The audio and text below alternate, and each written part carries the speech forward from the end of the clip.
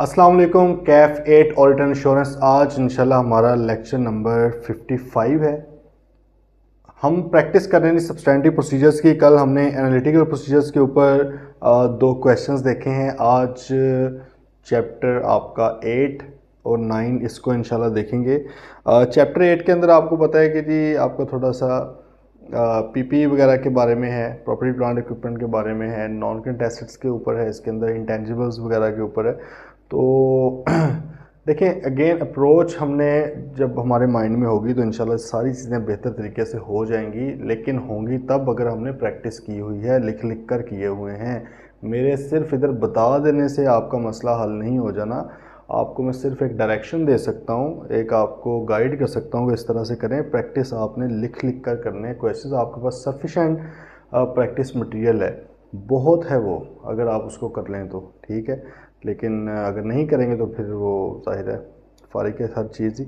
तो भाई इसको करते हैं। अप्रोच हमारी वही है कि रिस्क क्या क्या है हमें पता है जी। पीपी के अंदर अगर बात की जाए इंटेंजिबल्स के अंदर तो क्या रिस्क होते हैं। एक इसमें आपका रिस्क होता है जी उसकी डेप्रिसिएशन वगैरह का। डेप्रिसिएशन गलत कैलकुलेट हो सकती है उसके अंदर, क्योंकि एस्टिमेट्स इन्वॉल्व होते हैं। डेप्रिसिएशन रेट्स वगैरह में यूज़फुल लाइफ्स क्या होगी, एक इसका रिस्क है। फिर अगर फेयर वैल्यू आ जाए, क्योंकि आपको पता है फेयर वैल्यू के ऊपर भी रिकॉर्ड होते हैं, तो फेयर वैल्यूज़ बहुत ज़्यादा ओवरस्टेट कर करके भी लिखी होती हैं लोगों ने, तो इसका मतलब है कि उसकी वैल्यूएशन का रिस्क भी है पीपी के अंदर। ठीक है जी। फिर किसी हद तक थोड़ा बहुत क्लासिफिकेशन का रिस्क भी होता है, ओनरशिप का रिस्क भी है। ठीक है कि आपकी चीज़ें हैं ही नहीं, बस ये मेन इसके रिस्क होते हैं। तो यही अपने एजर्शंस को ज़्यादातर टेस्ट करना होता है। अगर तो आपको क्वेश्चन आया था जी ओवरऑल के प्रॉपर्टी प्लांट इक्विपमेंट के ऊपर ऑडिट प्रोसीजर्स लिखे, फिर तो 6 की 6 एजर्शंस को आपने एड्रेस करना है। लेकिन अगर वो स्पेसिफिकली कोई चीज़ करता है तो आपको फिर उधर ही जाना पड़ेगा। ठीक है जी। इसी तरह से इंटेंजिबल्स का भी है। तो भाई आ जाएँ ज़रा इंटेंजिबल्स में गुडविल ज़्यादा अहम है। वैसे गुडविल का आपने देख लेना है, क्योंकि वो पूछ सकता है। अभी तक रिसेंट किसी जगह पर उसने पूछी नहीं है, तो गुडविल का पूछ सकता है भाई। वो लाजमी हमें आइडिया होना चाहिए कि गुडविल है क्या। जब हम क्या इंटरनली जनरेटेड, खुद से जनरेटेड जो गुडविल होती है, मैं को मेरा बड़ा नाम बन गया, मैं इसको कोई अमाउंट एलोकेट कर सकता हूँ? नहीं कर सकता। IAS 38 अलाउ नहीं करता। हाँ, जो एक्वायर्ड जो परचेस्ड गुडविल होती है, जब आप किसी कंपनी को सब्सिडरी को ख़रीदते हैं तो आपके पास वो उसकी गुडविल भी आपकी हो जाती है। आप उसकी गुडविल के पैसे दे रहे होते हैं।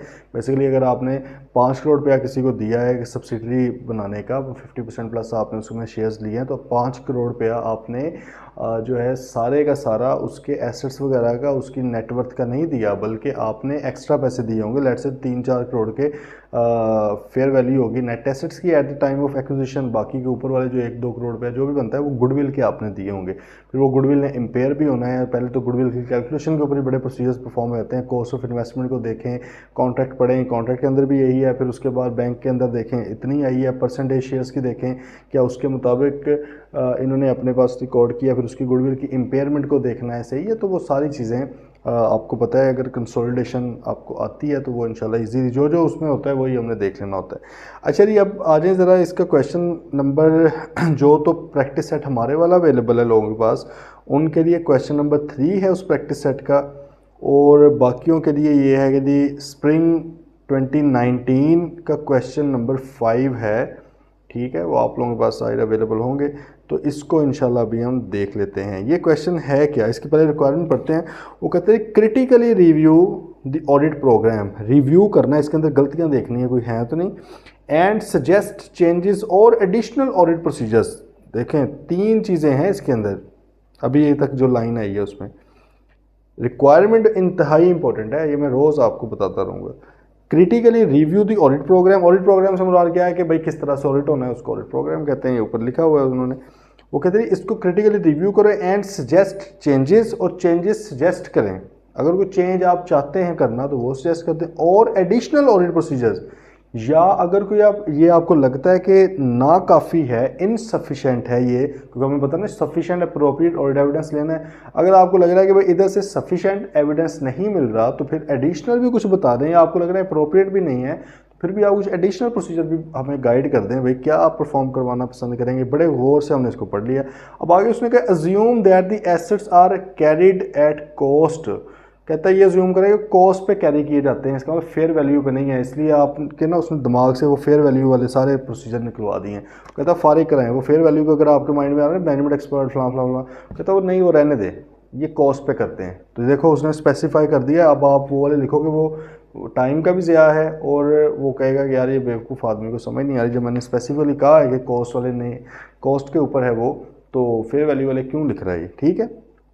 तो ये इसलिए बताया, उसने कहा नो डिस्पोजल, डिस्पोजल भी कोई नहीं था, डिस्पोजल वाले भी ना लिखने बैठ जाना प्रोसीजर, मुझे नहीं चाहिए। एंड नो इम्पेयरमेंट, हाँ इम्पेयरमेंट भी कहता कोई नहीं हुई, कहता मुझे IS 36 ना पढ़ाना भाई, मुझे आता है, कोई इम्पेयरमेंट नहीं है यहाँ पे। आप इन 3 चीज़ों के अलावा के जो प्रोसीजर्स है ना वो ज़रा ऊपर वाले देखें और फिर उसके मुताबिक सजेस्ट करें। देखें बड़ा क्वेश्चन की रिक्वायरमेंट को पढ़ना समझना बड़ा ज़रूरी होता है। अब हमें कुछ समझ आई है कि यार कुछ प्रोसीजर्स बनाए हुए हैं और आगे उन्होंने असर्शंस भी लिखी हुई हैं कि ये प्रोसीजर इस असर्शन के लिए, ये प्रोसीजर इस असर्शन के लिए, क्योंकि प्रैक्टिकल ऑडिट के अंदर भी हम असर्शन वाइज टेस्टिंग करते हैं। हर असर्शन को देखते हुए हमें टेस्ट करना है, कंप्लीटनेस को कैसे देखें, क्लासिफिकेशन को कैसे देखें, ऑनरशिप को कैसे देखें, सही इस तरह हमने करना होता है। तो अब उन्होंने भाई देख लेते हैं, you are the audit manager in a firm of chartered accountants, okay जी, while reviewing the audit working papers of a client, एक क्लाइंट के वर्किंग पेपर आप देख रहे थे आईजा 230 के मुताबिक जो डॉक्यूमेंटेशन थी, you came across the following audit programs on property plant equipment PPE, PPE का बस पूछ रहा है वो, ज़्यादा नहीं पूछता। कहता PPE के ऊपर आपको ये प्रोग्राम नज़र आएंगे कि हमने ये काम किए हुए हैं इनके ऊपर, और मकसद भी लिखा हुआ है कि जी हमने कंप्लीटनेस के लिए verify reconciliation of ledger balances with the fixed asset register, ledger balances, ledger के अंदर जो बैलेंसेस आ रहे हैं वो वाले बैलेंसेस हमने किसके साथ वेरीफाई किए हैं, फिक्स्ड एसेट रजिस्टर के साथ। क्यों किए हैं, ताकि हमारी कंप्लीटनेस की असर्शन वो वेरीफाई हो जाए। अच्छा अब हमारी रिक्वायरमेंट क्या है, हमने क्रिटिकल इसको रिव्यू करना है और अगर कोई चेंजेस या कोई एडिशनल प्रोसीजर हम बताना चाह रहे हैं तो वो हमने बताना है इनको। ओके सर, देख लेते हैं इंशाल्लाह। पहला पॉइंट है जी कंप्लीटनेस का, बताएं जी लेजर बैलेंसेस को रिकंसाइल का मतलब क्या होता है, ये 2 चीज़ों को कंपेयर आपस में करना, जाहिर है बराबर होनी चाहिए ना, ठीक है। तो वो कहता है जी कि रिकंसाइल हमने किया फिक्स एसेट्स रजिस्टर को। फिक्स एसेट रजिस्टर अब है क्या, फिक्स एसेट रजिस्टर होता है जहां पर आपके तमाम assets item by item 1 by 1 आते जाते हैं, क्वांटिटी भी उनकी आती है, इतने पंखे हैं, इतनी चेयर्स हैं, इतनी मशीनें, फलां फलां फलां फलां फलां मशीन, एक एक डिटेल के साथ चीज़ होती है। ख़रीदी कब थी, किसने ख़रीदी थी, इसकी कॉस्ट क्या थी, कितने साल हो गए हैं, यूज़फुल लाइफ कितनी है, डेप्रिसिएशन कितनी चार्ज हो गई है, एक्यूमुलेटेड डेप्रिसिएशन कितनी है, इस वक्त की WDV क्या है, इसका कस्टोडियन क्या है, इसकी ओनरशिप किसके पास है, एक डिटेल में 15-20 कॉलम्स का एक आपका रजिस्टर होता है, ठीक है। शॉर्ट फॉर्म में ऑब्वियसली बन जाता है। ICAP की टेक्निकल रिलीज 6 है, TR6, वो भी रिकमेंड करती है। अगर आप लोगों ने पेपर में लिखना हो ना, अगर याद रह जाए तो लिख सकते हैं। मिसाल के तौर पे कि जी अगर आपने ऑडिट प्रोसीजर परफॉर्म करने हैं तो आप उसमें लिख सकते हैं कि जी चेक वेदर या inspect whether the client has prepared a fix asset register as required by ICAP TR6। TR6 क्या, टेक्निकल रिलीज 6, ICAP ने गाइड किया हुआ है, एक टेक्निकल रिलीज दे के उसमें फॉर्मेट दिया हुआ है कि इस तरह का बना लिया करें, ठीक है। अच्छा खैर, तो अब आपने क्या किया, आपको पता है कि लेजर के अंदर क्वांटिटी नहीं आती, लेजर के अंदर क्या आती है, अमाउंट आती है, वैल्यू आती है। तो भाई फिक्स एसेट रजिस्टर के अंदर भी आ रही है, लेकिन फिक्स एसेट रजिस्टर का फायदा यह है कि उसमें 1 बाय 1 तमाम एसेट्स आ रहे हैं, 1 बाय 1 तमाम एसेट्स आ रहे हैं। तो भाई जब हमने फिक्स एसेट रजिस्टर सारा देखा, 1 बाय 1 हमने तमाम एसेट्स भी देख रहे हैं, उसकी वैल्यू हमने देखी, लेजर के साथ हमने रिकंसाइल की, वो अगर रिकंसाइल हो जाती है, बराबर आ जाती है, इसका मतलब है कि तमाम के तमाम जो क्वांटिटी है एसेट्स की वो भी सारी की सारी इधर लिख दी गई हुई है। ऐसी है ना, जब वैल्यू मैच होगी तो पीछे क्वांटिटी भी मैच होगी। ओके भाई सीन। तो ये कंप्लीटनेस देखें, हमने अभी सिर्फ कंप्लीटनेस की हद तक रहना था, हमारा दिमाग ज़्यादा घुमाएंगे ना, दूसरी सेशन में घुसेंगे तो ख़राब हो जाएगा। अब अभी ये ना सोचेंगे सर ये एग्जिस्टेंस तो पता नहीं वो लिखे ही हुए हैं, पढ़े भी हुए हैं कि नहीं, भाई वो अलग बहस है, वो देखेंगे, उसको देखने का और तरीकाकार है, सही है। वो एग्जिस्टेंस का मसला नहीं पूछा, वो कहता है नहीं कंप्लीटनेस क्या इससे वेरीफाई हो रही, तो सर हो रही है वेरीफाई। तमाम फिक्स एसेट रजिस्टर जो आपने फिक्स एसेट रजिस्टर के अंदर लिखे हुए थे, वो तमाम के तमाम की जब मैं टोटल करूँगा उनकी वैल्यू का, वो मेरी लेजर के साथ मैच हो रही है, कंप्लीटनेस होगी। यहाँ अब वो अगली बहस है कि वो जो सिर्फ लिखे ही तो नहीं हुए फिक्स एसेट रजिस्टर में, असल में पढ़े हैं कि नहीं, वो एग्जिस्टेंस का मसला है, वो कंप्लीटनेस का मसला नहीं है। ओके, पहला पॉइंट मेरे ख्याल में तो कोई इसमें सजेशन तो नहीं बनती, बस सही है, ओके सीन है, ठीक है। अच्छा दूसरा देखते हैं जी, उसने कहा जी obtain schedule of fix asset, fix assets का स्केड्यूल में लिस्ट होती है, वो आप एक पकड़ें, शोइंग ओपनिंग बैलेंसेज, ठीक है, वो आपको पता है ना, आपने डिस्क्लोजर बनाया होगा IAS 16 के मुताबिक, जो कंपैरेटिव भी देते हैं, कॉस्ट पहले लिखते हैं, opening cost plus addition less disposal, closing cost आ गई, फिर आगे एक्यूमुलेटेड डेप्रिसिएशन का opening depreciation plus charge for the year less disposal वगैरह पे जो निकली है वो करके फिर क्लोजिंग आपकी एक्यूमुलेटेड डेप्रिसिएशन, फिर WDV आ जाती है, सही है वो, और कंपैरेटिव भी आप देते हैं IAS 16 वाला, उसकी ये बात कर रहा है।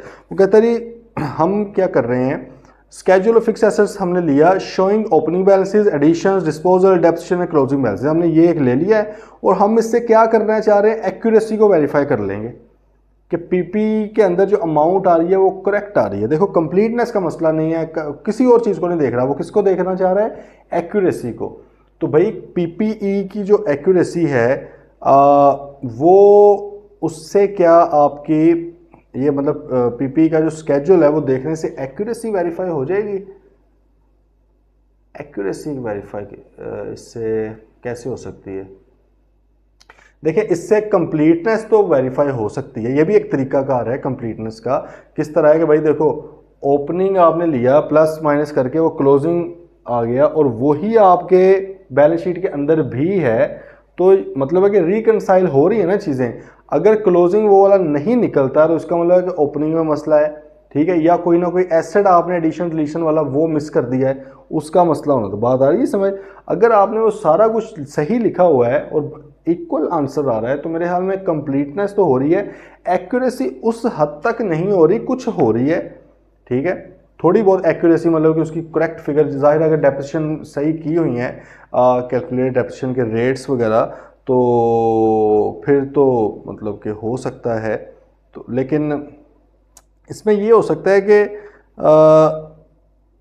एक्यूरेसी को एड्रेस एज सच नहीं कर रही, आपको एडिशनल ऑडिट प्रोसीजर्स रेकमेंड करने चाहिए कि सर एक्यूरेसी का मकसद क्या होता है, उसका अमाउंट वैल्यू करेक्ट है कि नहीं वहाँ पर, तो उसके लिए आप जो एडिशंस वगैरह सिर्फ हैं इनको आप टोटल करके देखें, ठीक है, डेप्रिसिएशन को रीकैलकुलेट करके देखें, रीपरफॉर्म करके देखें, इम्पेयरमेंट तो उसने वैसे फारिग करवाई हुई है, वो है ही नहीं, फेयर वैल्यू वगैरह उसने कहा नहीं है, तो भाई इन चीज़ों को रीकैलकुलेट करके अपने हिसाब से डेप्रिसिएशन के रेट्स वगैरह सब मल्टीप्लाई करके वो देखें कि क्या अमाउंट करेक्ट बन रही है, क्योंकि एक्यूरेसी का मतलब होता है उनका टोटल चेक करना, सही है कि क्या कैलकुलेशन उसकी सही है कि नहीं, तो वो ज़्यादा रेलिवेंट होगा। अच्छा थर्ड पे आ रहे हैं, verify the cost of additions to fix assets. वो कहते हैं जो एडिशंस हुई है ना, मतलब कि फलां एसेट खरीदा, फलां एसेट, जितने भी एसेट है उनकी एडिशंस को हमने वेरीफाई किया है, ठीक है, and capital work in progress with the related invoices. Related invoices मतलब जो मिसाल के तौर पे एडिशंस के अंदर आ रहा है कि जी भाई हमारा जो है लेट्स से फर्नीचर हमने ख़रीदा है, ठीक है, तो वो कहते हैं जो फर्नीचर जो लेजर के अंदर एंट्री आ रही है उसके पीछे हमने उसकी इनवॉइस को देख लिया। इस तरह वर्क इन प्रोग्रेस भी होता है, आपको पता है कैपिटल वर्क इन प्रोग्रेस में आ रहा है कि जो अभी एसेट यूज़ के काबिल नहीं है, अवेलेबल फॉर यूज़ नहीं है, अभी वो बन रहा है, तो जाहिर है उसके ऊपर भी कॉस्ट तो आ रही है। तो वो कहता है कि हमने उनकी सबकी पीछे इनवॉइसेस को देख लिया है, जिससे हमारी जो है एक्यूरेसी हमारी वेरीफाई हो रही है, ठीक है जी। देखें अब एक्यूरेसी सिर्फ एडिशंस को देखने से तो नहीं ना एक्यूरेसी वेरीफाई होनी, भाई ऊपर डेप्रिसिएशन वगैरह भी थी, वो भी सारी चीज़ें हैं, तो भाई आपको पहले तो ये देखना चाहिए कि इनवॉइसेस आपने देख ली हैं, अच्छी बात है, लेकिन इनवॉइसेस के ऊपर देखें डेट कब की है, कब से, उसका क्या फ़ायदा होता है। जब आप इनवॉइस की डेट देखते हैं इसका मतलब है कि आपके पास डिलीवर कब हुई है चीज़, डिलीवर जब हुई है आपको पता है कि आप उस वक्त से फिर डेप्रिसिएशन चार्ज करते हो। IAS 16 क्या कहता है, डेप्रिसिएशन किस टाइम से चार्ज करनी है, when the asset is available for use, ठीक है, तो ये आपको देखने के लिए थोड़ा डिटेल में जाना पड़ेगा। फिर आपने हो सकता है कि इसके अंदर कैपिटल वर्क इन प्रोग्रेस के अंदर स्पेशली उसके अंदर हो सकता है ऐसे ऐसे एक्सपेंसेस भी हों जो कैपिटल नेचर के एक्सपेंसेस ही नहीं हैं, तो आप उसको भी तो भाई ज़रा इंस्पेक्ट करें, ठीक है, उस चीज़ को भी इंस्पेक्ट करें, इनवॉइसेस को देखें, लेकिन इस एंगल से देखें कि भाई क्या आपकी एलोकेशन सही हुई है एक्सपेंसेस की। देखो ये एलोकेशन क्लासिफिकेशन वाला मसला भी है, लेकिन ये एक्यूरेसी का भी है, क्योंकि अगर कोई रेवेन्यू नेचर का एक्सपेंस आपने कैपिटल नेचर वाले एक्सपेंस में डाला हुआ तो भाई ये कैपिटल वाला भी तो गलत हो गया ना, ठीक है, इसकी भी अमाउंट गलत होगी, एक्यूरेसी का मसला भी आ जाता है, ठीक है जी। तो ये देख सकते हैं आप। अच्छा, फिर आगे जी आप physically inspect the additions made during the year. वो कहता है जो एडिशंस हुई हैं ना ड्यूरिंग द ईयर, देखो वो कहता है कि पिछली तो क्लोजिंग तो देखा हुआ था, हमने जो एडिशंस हुई हैं ना उनको फिजिकली इंस्पेक्ट कर लिया, जाके फिजिकल वेरिफिकेशन कर ली है, जिससे हमारी एग्जिस्टेंस एंड ओनरशिप जो है ये असर्शन हमें मतलब है कि हमारी एड्रेस हो रही है। तो बताएं जी, हो रही है एड्रेस दोनों चीज़ें, एग्जिस्टेंस और ओनरशिप फिजिकली इंस्पेक्ट करने से? एग्जिस्टेंस तो हो सकती है कि भाई ये फिक्स एसेट आपने लिखा हुआ है, 5 पंखे अच्छा किधर पड़े हुए हैं, फिजिकल इंस्पेक्ट, एग्जिस्टेंस तो हो सकती है। ओनरशिप कैसे, मतलब ये देखने से मुझे कैसे पता लग रहा है कि कंपनी का ही है, कंपनी के नाम पे ही इनवॉइस आई थी, कंपनी का, कंपनी की ही मिल्कियत में चीज़ें। 5 गाड़ियाँ खड़ी, मैंने 5 गाड़ियाँ देखी, इधर 5 लिखी हुई थी, चलो जी ये तो एग्जिस्टेंस तो वेरीफाई होगी, लेकिन क्या आपके घर के बाहर या आपके प्रेमिसेस में जो चीज़ खड़ी हो वो आपकी हो गई है? मतलब ज़रूरी तो नहीं है ना। इसका मतलब है कि इस असर्शन से, देखें बड़ा टेक्निकल सा क्वेश्चन है आपके कॉन्सेप्ट्स क्लियर करने के लिए। वो कहता है कि भाई एग्जिस्टेंस तो आप कर सकते हो फिजिकली इंस्पेक्ट, एग्जिस्टेंस का तो तरीका ही नहीं है ना पीपी की, उसको आपको देखना ही पड़ेगा, जिस तरह स्टॉक की भी एग्जिस्टेंस आप जाके देखते हो। लेकिन वो कहता है कि भाई ओनरशिप कैसे आपने कर ली, ओनरशिप की समझ नहीं आ रही, आपको आ रही है समझ कोई? कि एक फिजिकली इंस्पेक्ट करने से चीज़ों के एग्जिस्टेंस का तो पता लग सकता है, ओनरशिप का कैसे पता चल सकता है कि इनकी? ओनरशिप के लिए तो आपको कुछ और करना पड़ेगा। और क्या करना पड़ेगा, ये अब आपने उसको एडिशनल ऑडिट प्रोसीजर बताने हैं कि भाईजान ओनरशिप के लिए आप ओनरशिप डॉक्यूमेंट्स देखें। अगर पीपी के अंदर लैंड बिल्डिंग वगैरह है तो उनकी फ़र्दें शर्दें जो होती हैं ओनरशिप के डॉक्यूमेंट्स वो देखें। अगर गाड़ियां हैं तो उनके ओनरशिप के डॉक्यूमेंट्स आप देखें। एडिशन में से एक सैंपल उठाएं, उसके अगर तो एडिशन हैं ही थोड़ी तो सबका भी देख सकते हैं, अगर ज़्यादा हैं तो उसमें से सैंपल उठाएं आइज़ा 530 के मुताबिक, और आप एडिशंस के ऊपर उनकी ओनरशिप के डॉक्यूमेंट्स वगैरह देखें, ये सारी चीज़ें। ठीक है भाई। फिर वो कहता है कि ये एक हमने बैंक कंफर्मेशन के अंदर पढ़ा था ना कि आपका बैंक से जब आप कंफर्मेशन लेते हो तो उसके अंदर आप ना सिर्फ अकाउंट बैलेंस पूछते हो, बाकी अदर इन्फॉर्मेशन भी पूछते हो। तो भाई ये भी पूछ लो कि क्या कंपनी का कोई एसेट अंडर चार्ज तो नहीं है।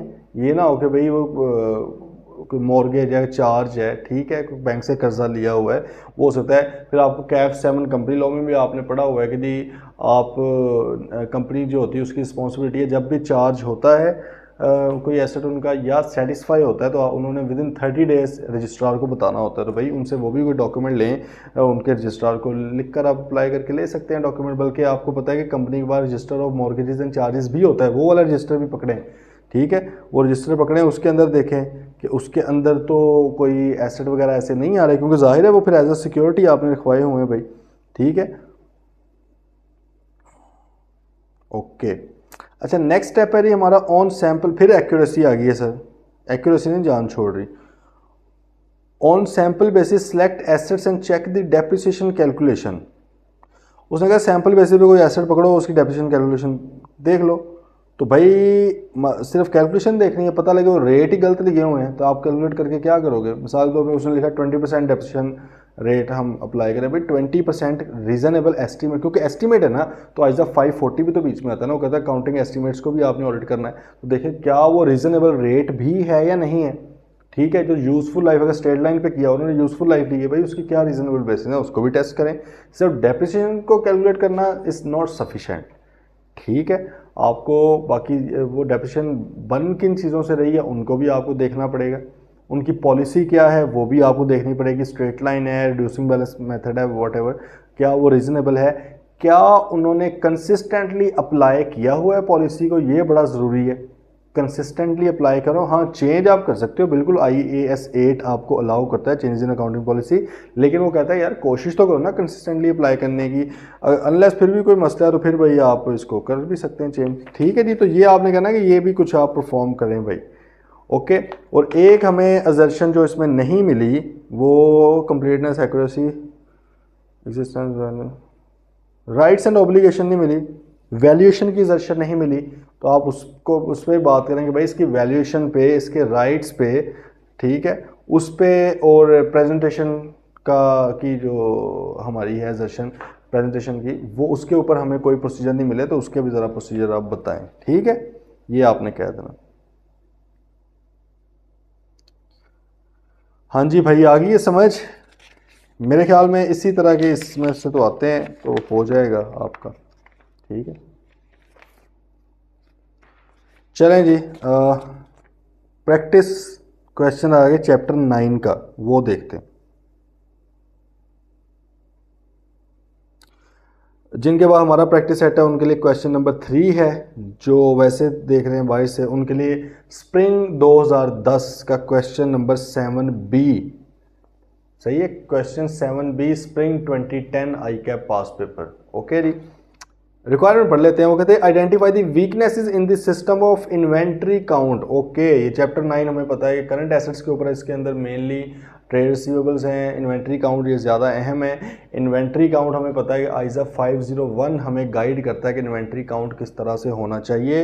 इन्वेंट्री काउंट करने की जो रिस्पॉन्सिबिलिटी है वो तो मैनेजमेंट की है, लेकिन उसकी जो ऑब्ज़र्व करना है उसको वो ऑडिटर का काम है, और ऑडिटर ने फाइनेंशियल ईयर एंड पे करना होता है। Unless it is impractical to do so, practical नहीं है, नॉन प्रैक्टिकल चीज़ है, उस वक्त अवेलेबिलिटी नहीं है किसी वजह से, फिर वो बाद में कर सकते हैं। लेकिन फिर वहाँ से आपको बैक डेट तक मतलब 30 जून तक या जो भी फाइनेंशियल ईयर एंड है बैक वर्किंग करनी पड़ती है, ताकि आप उस डेट के क्वांटिटी के ऊपर पहुँच सकें। क्योंकि हमने जो ऑडिट करना होता है वो फाइनेंशियल ईयर एंड का करना होता है, बाद वाली फिगर्स का तो नहीं करना। ठीक है जी। अच्छा, ये हमें थोड़ा सा बता रहा। अब उसने कहा identify the weaknesses in the system of inventory count. Okay जी, 7 तरह की उसने चीज़ें लिखी हैं और इसमें कुछ वीकनेसेस हो सकती हैं, वो भाई हमने आइडेंटिफाई करनी है। ना सिर्फ वीकनेस आइडेंटिफाई करनी है, give appropriate explanation to support your point of view. भाई एक्सप्लेनेशन भी देनी है। ये आप लोग ना अपने एक दिमाग में बात बिठा के रख लें कि जब भी वो कहते हैं ऑडिट रिस्क आइडेंटिफाई करें, चाहे उसने आगे ना भी लिखा हो एक्सप्लेन करें, वो आपको ये बाय डिफ़ॉल्ट पता होना चाहिए कि भाई एक्सप्लेन करना है।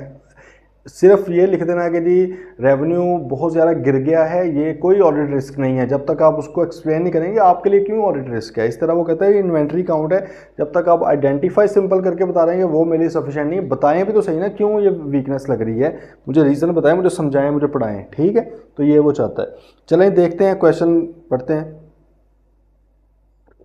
9 मार्क्स का क्वेश्चन है, तो 4-5 मेरे हाल में वीकनेसेस अगर नज़र आ जाएं तो एक तो वीकनेस लिखने का नंबर हो जाएगा, उसको एक्सप्लेन करने का तो मिल ही जाएंगे 8-9। चले जी। Your firm is the auditor of Shahzad limited, a listed company के आप ऑडिटर हैं, which is a wholesaler of consumable products. Consumable products की, कंज्यूमेबल का पता है ना, जो मतलब कि रिटेलर को सीधा बेचते हैं, बिक जाती हैं, तो वो ये होल सेलर है भाई। ठीक है, ये आगे डिस्ट्रीब्यूटर को बेचता होगा, डिस्ट्रीब्यूटर रिटेलर को देता होगा, रिटेलर कंज्यूमर को देता हो, तो कंज्यूम हो जाती हैं चीज़ें। SL records its sale on delivery of goods. Okay, and maintains up to date computerise inventory record. ये बात बड़ी है हमें। उसने कहा जी डिलीवरी ऑफ गुड्स के टाइम पे अपनी सेल रिकॉर्ड करता है, डिलीवरी ऑफ गुड्स के। अच्छा, ये है स्प्रिंग 2010 का।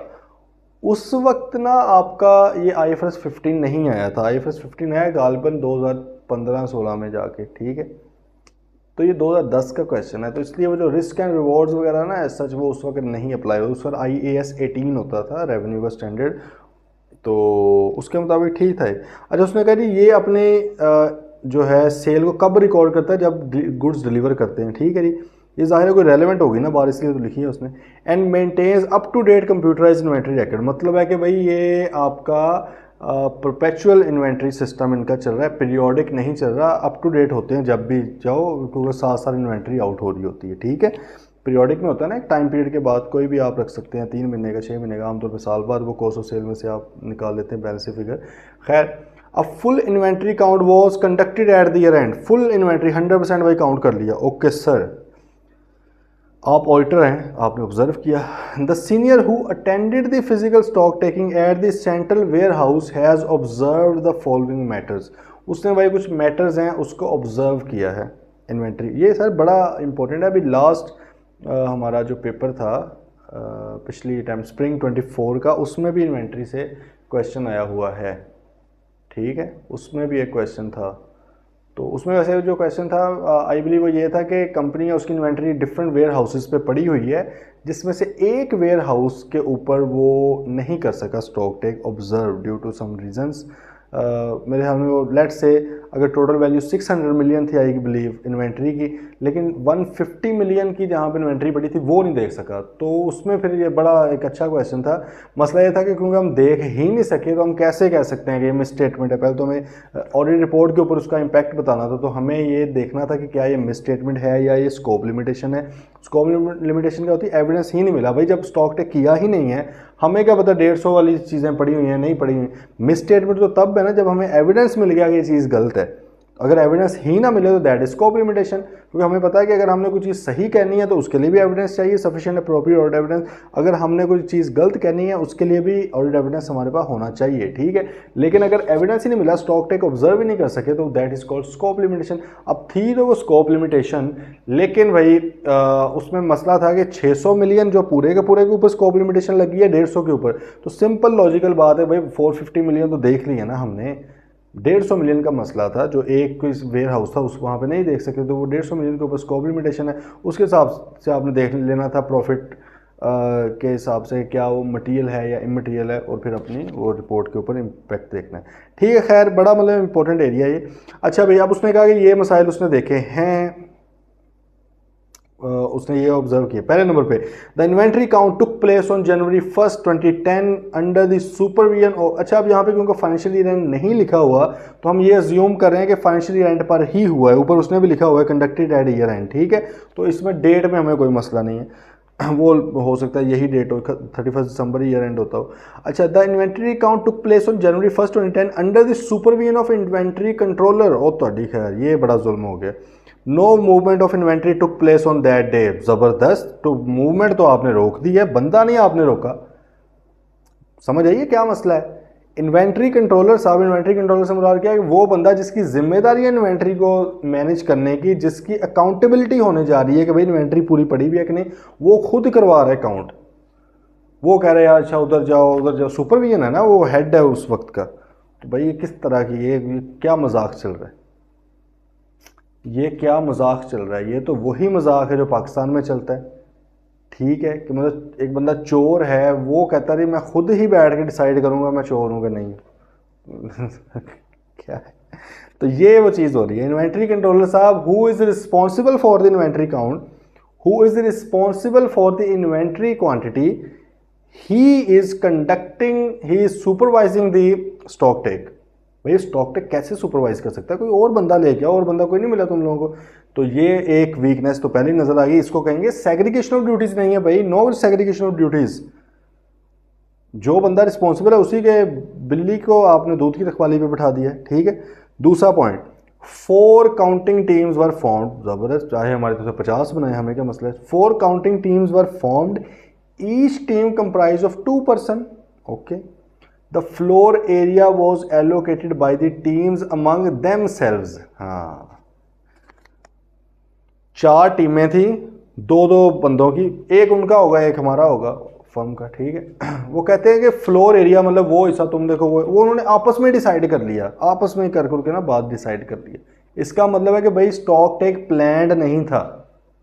हमने पढ़ा था जब हम पढ़ रहे थे, याद करें कि भाई ये प्रॉपर प्लानिंग के साथ जाना है। पहले आपने सिखाना है उन्हें सारा कुछ, ट्रेनिंग देनी है, फिर आपने उनको एक प्लान के साथ चल के लेके जाना है, ठीक है। ये कोई तरीका नहीं कि जाकर खुद ही ढूंढते। इसका मतलब कि stock take planned, well planned नहीं था, ये इसका एक मसला। तो इसमें ज़ाहिर है गलतियाँ बड़ी निकल सकती हैं। हो सकता है कि वो उन्होंने आपस में तो कर लिया डिसाइड, लेकिन आपस में डिस्प्यूट की वजह से या किसी और रीज़न की वजह से कुछ इन्वेंट्री काउंट होने से ही रह जाए, या हो सकता है कुछ इन्वेंट्री गलत या डबल काउंट हो। देखिए जब प्लानिंग नहीं है ना, बेशक आप एरिया आइडेंटिफाई कर लो, उधर उधर उधर से इधर भी तो आ ही सकता है ना, जब प्रॉपर एक वे में किया नहीं गया काम, ठीक है।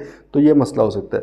थर्ड पॉइंट भाई, each team was instructed by the inventory controller to remember which inventory had been counted. सुभान अल्लाह सुभान अल्लाह। इन्वेंट्री कंट्रोलर कह रहा है भाई याद रखना कौन सी काउंट है, याद रखने वाला क्या काम है। Something undocumented is something undone. भाई डॉक्यूमेंट करना है ना, याद रखना क्या है होता है।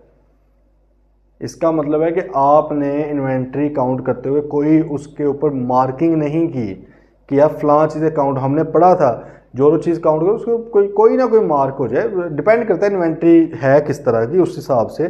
फॉर एग्जाम्पल कोई इस तरह बहुत बड़ी लेन है तो जहाँ से वो स्टार्ट अगर आपने सारी कर ली है, ठीक है, तो आप उसके स्टार्ट पे आगे को स्टिकर लगा सकते हैं, कोई ना कोई चीज़ छोटी सी, मतलब एनीथिंग जो आपने मार्किंग करनी है ना, बस ज़रूरी नहीं है कि एक एक डब्बे को करना है, आपने उस हिसाब से देखना है। लेकिन भाई कोई तरीका तो याद रखने वाला क्या तरीका है, याद नहीं रहती होती चीज़ें। तो ये कोई अजीब सा सिस्टम है। इस वजह से होगा क्या, इस वजह से ऑब्वियसली ये हो सकता है कि कुछ चीज़ें मिस हो जाएं काउंट होने से, या कुछ चीज़ें डबल काउंट हो जाएं, पहले भी करके गए थे, मार्क कोई नहीं लगा और याद नहीं रहा, दोबारा काउंट कर ली, ठीक है, या लग रहा है यार ये तो काउंट की हुई है, अब की नहीं, लेकिन वो नहीं काउंट की थी, तो ये मसला है। अच्छा, फिर आगे जी, pre numbered count sheets were provided to staff involve in the inventory count. बहुत ज़बरदस्त, प्री नंबर्ड शीट्स दे दी, अच्छी बात है। अगर ये होता है कि नॉट प्री नंबर्ड तो फिर मसला था। अच्छा, the count sheets showed the inventory ledger balances, inventory ledger के अंदर जो बैलेंसेज थे, टू फैसिलिटेट रिकंसिलिएशन। वो कहते थे काउंट शीट के अंदर बैलेंसेस लिखे हुए थे इन्वेंट्री लेजर के। अच्छा, ये एक अच्छी बात है। ये देखें, मुझे प्रीमा फेशी मतलब कि पहले देखने से पेरेंटली लगा कि कुछ और है, लेकिन इसलिए कहते हैं रिक्वायरमेंट को इज्जत दो, गौर से क्वेश्चन पढ़ेंगे आपको समझ आएगी। उसने कहा जी काउंट शीट्स के ऊपर भाई इन्वेंट्री का लेजर का बैलेंस लिखा हुआ है ताकि बाद में रिकनसाइल करने में आसानी हो। अमाउंट लिखी हुई है, क्वांटिटी नहीं लिखी हुई। देखो, अगर क्वांटिटी लिखी होती ना तो अच्छी प्रैक्टिस नहीं है। लिख भी सकते हैं लेकिन but that is not a good practice. हम याद है हमने पढ़ा था कि भाई कई बार अगर क्वांटिटी पहले से लिखी हुई है ना तो वो बंदा बगैर गिने कह रहेगा यार इतनी है, ठीक है, आपने उधर देखा 19 पढ़ी हुई है, आपने इधर देख के बगैर गिने कह रही है 19 पढ़ी हुई है, ये एक रिस्क हो जाता है। इसलिए वो कहते हैं कि जी आप क्वांटिटी लिखो ना उसके ऊपर, आप एक्चुअल में जो है वो लिखो, बाद में जाके उसको फीड करो कि भाई एक्चुअल के साथ कंपेयर करो जो सिस्टम में सही है।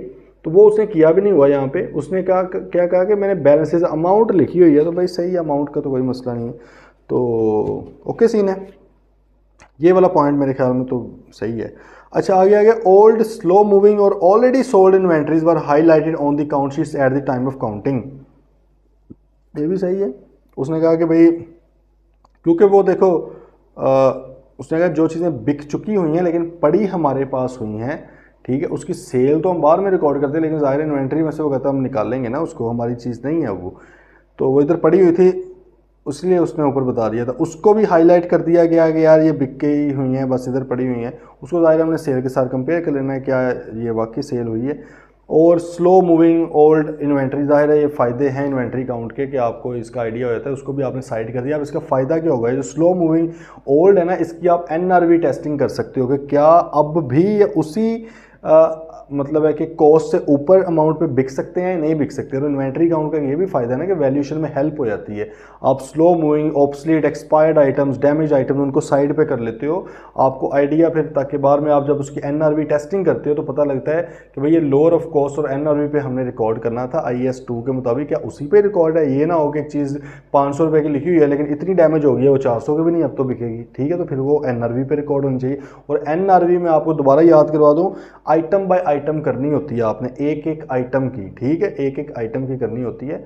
वो बेसिकली सिंपल तरीके से हो जाती है कि हर आइटम की सेल प्राइस पर यूनिट तो पता ही होती है ना उनको, स्टाफ को, उनके सिस्टम में होती है, वो आप डालते हैं, ठीक है, और उसको कंपेयर कर लेते हैं कि यार इस वक्त ये इतने बिक रही है, कॉस्ट कितनी थी इसकी, ठीक है, तो आ जाता है।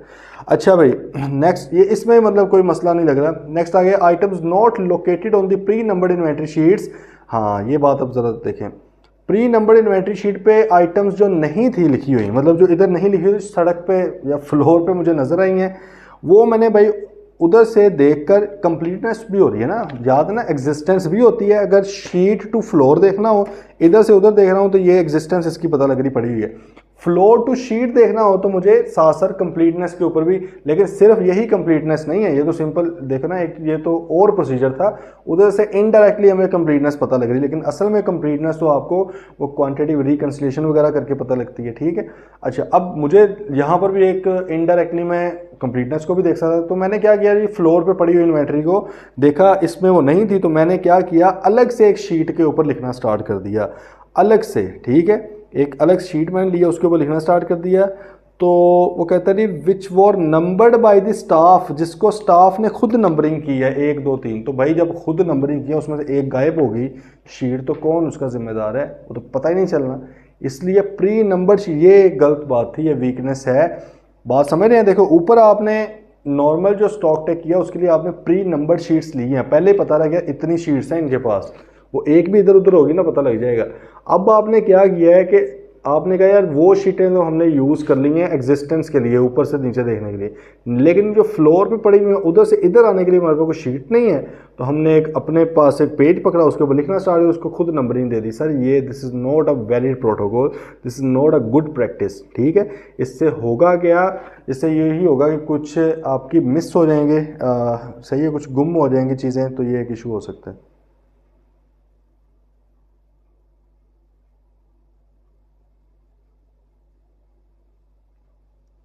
अच्छा फिर क्या है जी, at the end of count all inventories against which advances from customers had been received were removed from the physical inventory on the instruction of inventory controller.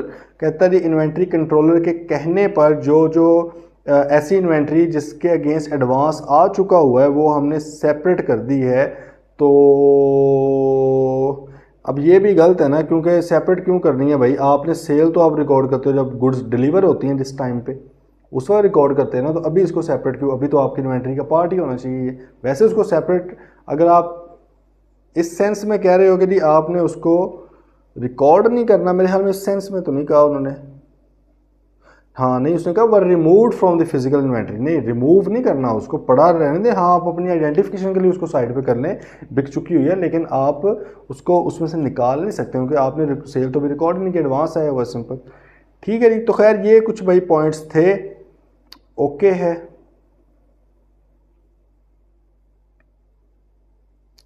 चलें सही है। अच्छा जी एक और क्वेश्चन करते हैं ऑटम 2010 का क्वेश्चन 7, बहुत पुराने वैसे क्वेश्चन है लेकिन ये अच्छे क्वेश्चन थे, थोड़े से कॉन्सेप्ट्स रिवाइज करने के लिए, इसलिए मैंने सोचा कि ये भी कर लेते हैं। प्रैक्टिस सेट हमारा जो है उसमें क्वेश्चन 4 है, और आपका जो है अल्लाह भला करे जो वो है वैसे देखना है तो ऑटम 2010 का question 7B।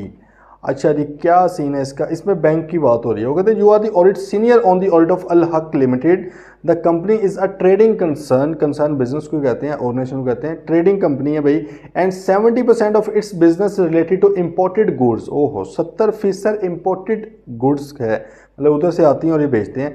The chief accountant has provided you bank reconciliation statement, BRS आपको मिली है, of all the bank accounts along with the bank statement, तमाम बैंक अकाउंट 8 10 15 जितने भी थे वो तमाम बैंक अकाउंट्स की BRS एक बना दिया। BRS बनी क्यों होगी, क्योंकि फ़र्क होगा लेजर और बैंक बैलेंस में। याद है हमने ये बना के भी देखी थी, जब आपके लेजर बैलेंसेस के अंदर बैंक के और असल में बैंक बैलेंस के अंदर फ़र्क होना तो फिर आपको BRS बनानी पड़ती है, रिकनसाइल फ़र्क दूर करना पड़ता है, देखना पड़ता है फ़र्क क्यों आया है। तो उन्होंने बना ली और साथ आपको बैंक स्टेटमेंट्स भी प्रोवाइड कर दी हैं। ठीक है, तो आपको BRS मिल चुकी है, बैंक स्टेटमेंट मिल चुकी है। ओके सर, तमाम बैंक अकाउंट्स की। अब मसला क्या है, वो कहते हैं state the substantive procedure that you would carry out for the verification of bank balances, bank balances को देखने के लिए, उनको वेरीफाई करने के लिए कौन कौन से प्रोसीजर्स भाई आप अपनाएंगे। तो सर जी देखो सिंपल, उसने आपको ओपन छोड़ दिया है, उसने कहा बैंक बैलेंस देखना है, तो आपने 6 की 6 एजर्शन आप कर सकते हैं, यहाँ पे लिख दो।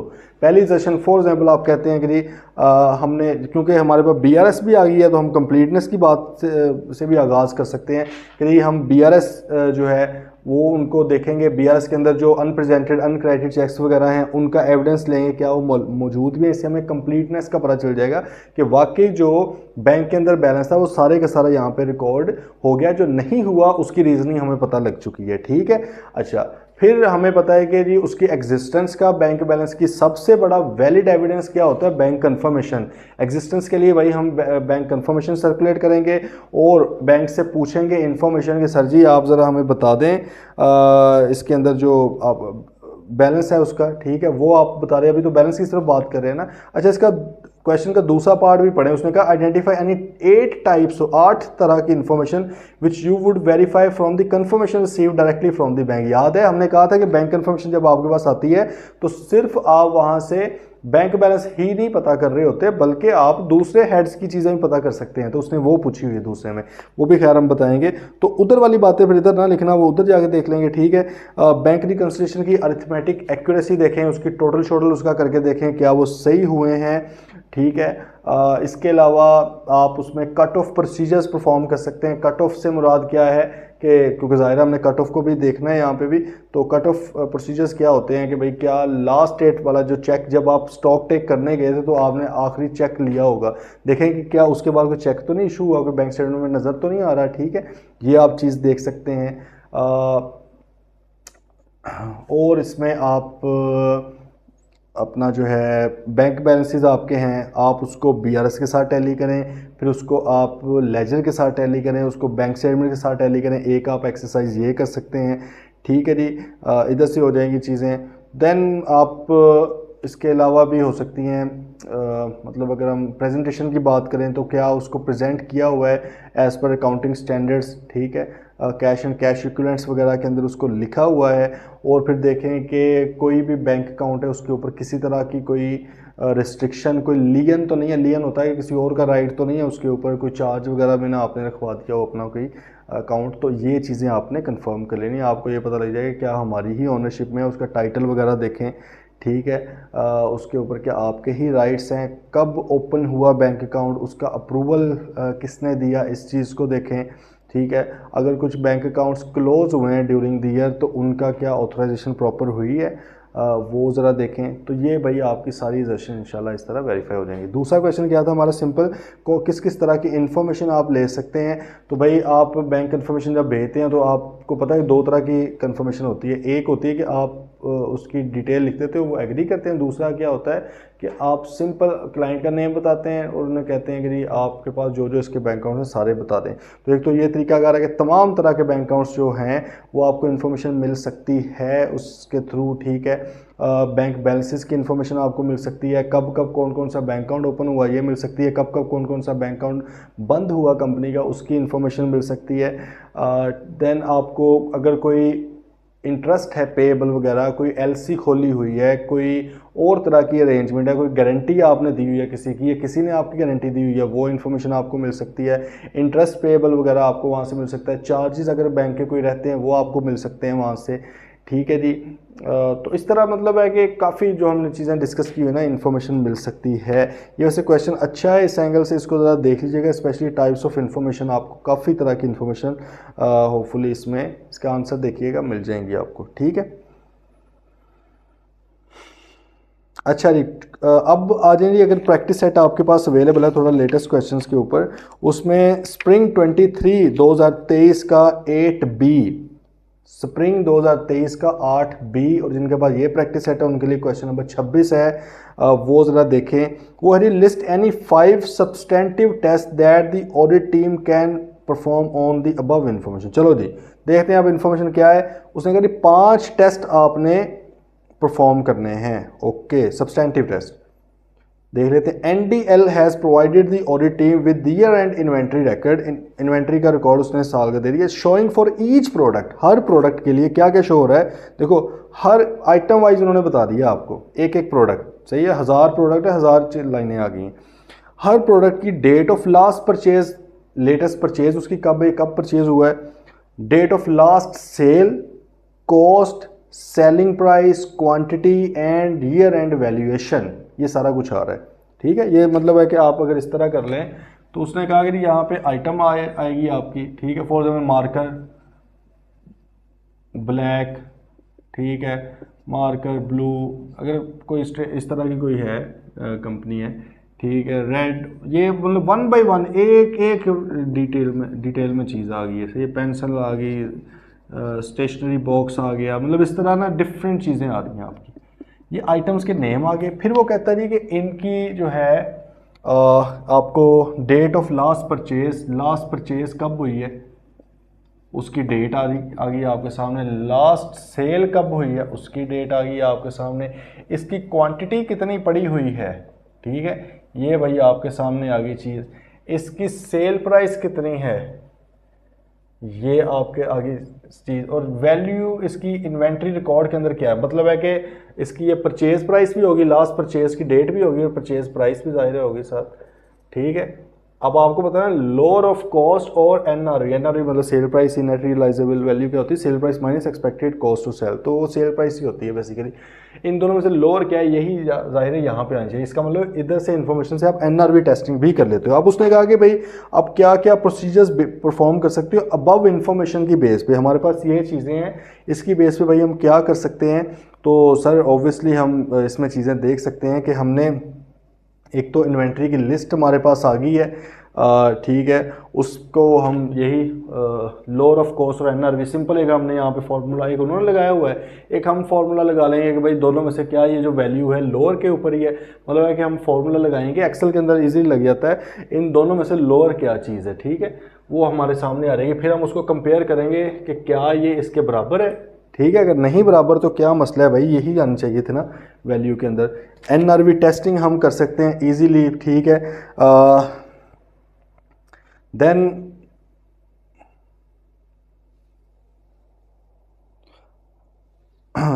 अब इसका जैसे देखें उसने कहा कि जी फॉर ईच आइटम ऑन, बल्कि ये compare prices to those on current sales price master file से मुराद एक आपके पास जाहिर है एक डॉक्यूमेंट होता है कंपनी का जिसके अंदर प्रोडक्ट प्राइस आ रही होती है। तो भाई देखेंगे क्या ये जो प्राइसेस आ रही हैं अब की जो करंट मार्केट प्राइस है, क्योंकि जाहिर है अब आप ऑडिट करने गए होंगे बाहर में 1.5-2 महीने बाद, ठीक है, तो क्या ये उसके बराबर ही है, उसी तरह की है, आपको मतलब यहाँ से एक एविडेंस मिल सकता है। क्योंकि एनआरवी होती है एस्टिमेटेड, एनआरवी का मतलब ये नहीं होता ना कि मैं बेच रहा हूँ, वो तो सेल में चली जाती है। एनआरवी का मतलब होता है net realisable value, realisable value, realised value नहीं।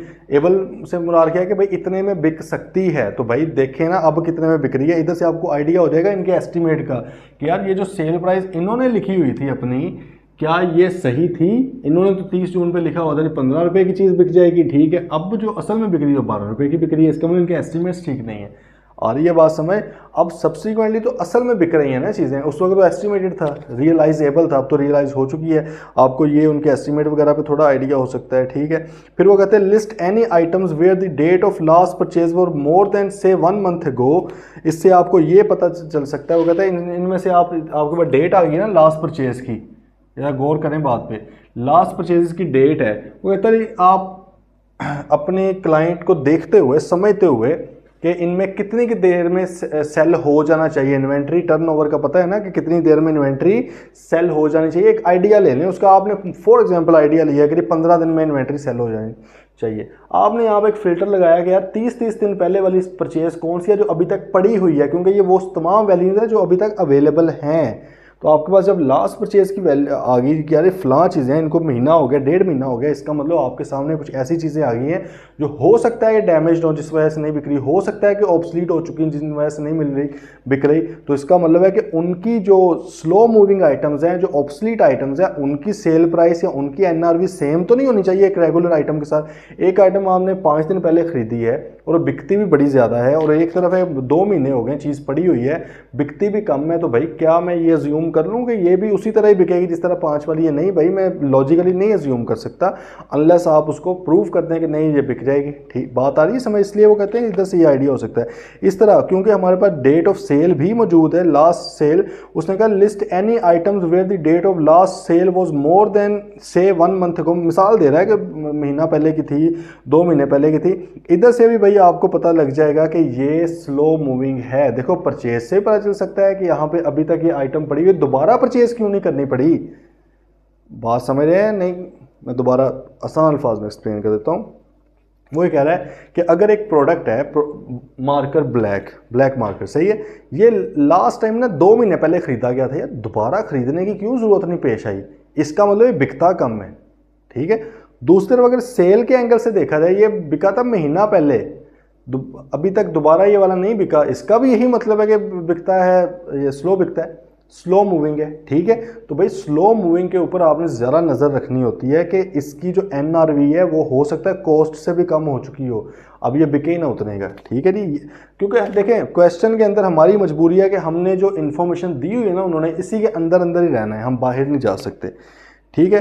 देन वो कहता है ठीक है, list any items which do not appear on the post year end sales listing for the से first month of the year, again it may indicate that a provision is needed, ठीक है। वो देखो मिसाल आपको दे रहा है कि इनमें से वो आइटम्स ढूंढने की कोशिश करें, ये प्रोडक्ट की लिस्ट है ना पूरी, वो आइटम्स ढूंढने की कोशिश करें जो, और एक साथ आप उनसे ले लें आपके पास जैसे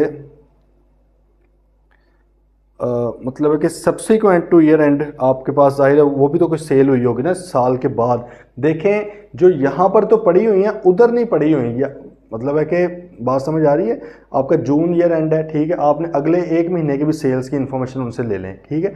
अब आप उसको, क्योंकि ये इन्फॉर्मेशन आपके पास अवेलेबल है, इसके साथ कंपेयर करें। कोई आइटम देखें यार ये फलां वाली आइटम बाद वाली में नज़र आ रही है, अगर बाद वाली में नज़र नहीं आ रही इसका क्या मतलब है, अगेन वही मतलब है कि ये नहीं बिक रही, ठीक है। तो इस पे भी वो मसला आ सकता है स्लो मूविंग का, ठीक है भाई। फिर आप ज़ाहिर है कट ऑफ टेस्टिंग कर सकते हैं, लास्ट परचेजेस वगैरह आपको जब पता लग जाएंगे तो उसके ऊपर कट ऑफ करके कि आपने जब स्टॉक टेक किया होगा तो ज़ाहिर है आप लास्ट परचेजेस उठा के लाए होंगे, तो अब इनके भी आपको पता लगी लास्ट परचेजेस उसके साथ कंपेयर कर लें कि क्या ये वही हैं, कोई ऐड तो नहीं होगी और परचेज, ठीक है। चलें जी, ये था हमारा बाकी चैप्टर 10-11 इंशाल्लाह फिर करेंगे। तो प्लीज़ इसकी प्रैक्टिस करें, प्रैक्टिस बहुत ज़्यादा ज़रूरी है, ठीक है। उसके बगैर बड़ा मुश्किल हो है ना सीन। मिलते हैं फिर इंशाल्लाह, टिल देन टेक केयर।